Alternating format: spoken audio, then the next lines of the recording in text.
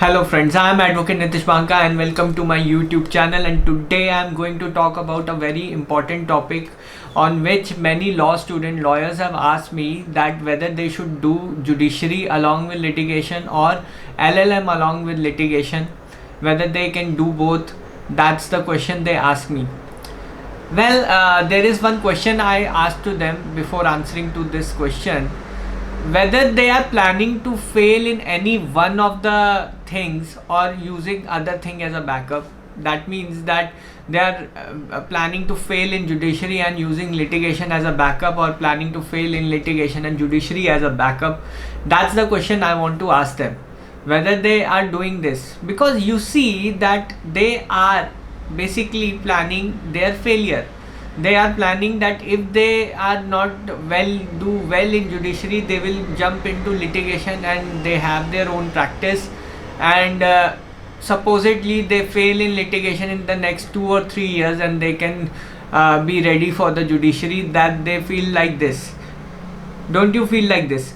So the answer to this question is definitely not. You should not pursue the judiciary as well as litigation together. It's a recipe for the failure. I have not seen a person who is a good litigator, who has a good thriving practice and also be a judge at the same time, or has cleared the judiciary at the same time, or vice versa. You know what? The problem with this recipe is that you will not be able to focus on one thing, that is either the judiciary or the litigation. Well, I don't know much about the judiciary, how much preparation it will take. If you are interested in judiciary, you can ask any of the coaching centers. They would be in a better position to guide you, or some of the academic experts who will be in a better position to guide you. But I can do tell you about the litigation, what it demands. Many of my friends have slept in their offices in litigation, building their practices. They use their blood and sweat together to build their practice. It demands this level of commitment to build a practice. Yesterday only there was a news in the newspaper in which a person who was hospitalized, a lawyer who was hospitalized in the COVID care, and he appeared before the honorable court in hospital bed. The honorable high court applauded this effort of that lawyer and the commitment towards his clients, even if he is fighting for his life and death at that point of time.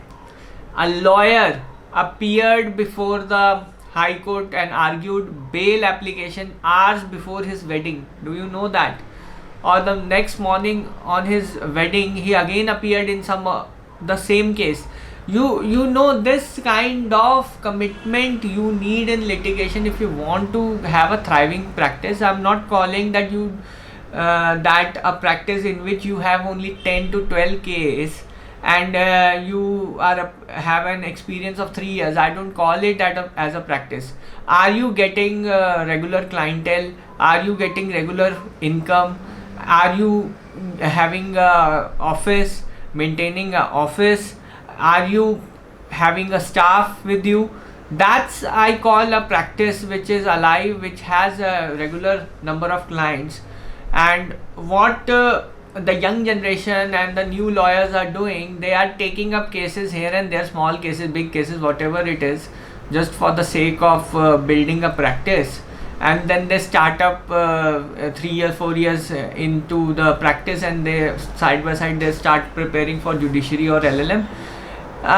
You feel that you have lot of time when you start the litigation, because you have less number of cases. Then you are wrong, my friend, because you are not developing those skills in which you are able to attract more and more business into your office.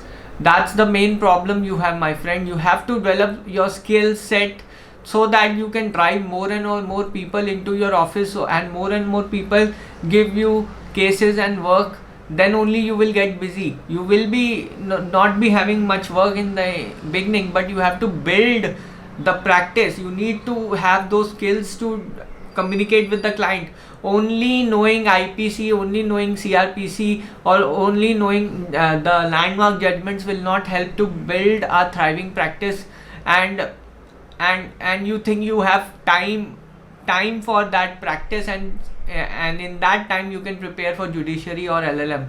That is a wrong way to think, because you must be doing, if you have time, you must be building yourself, building your skills, and building more and more clients, networking with the clients, so that you get more work. That's the way to build the practice. And you think you have time, think again.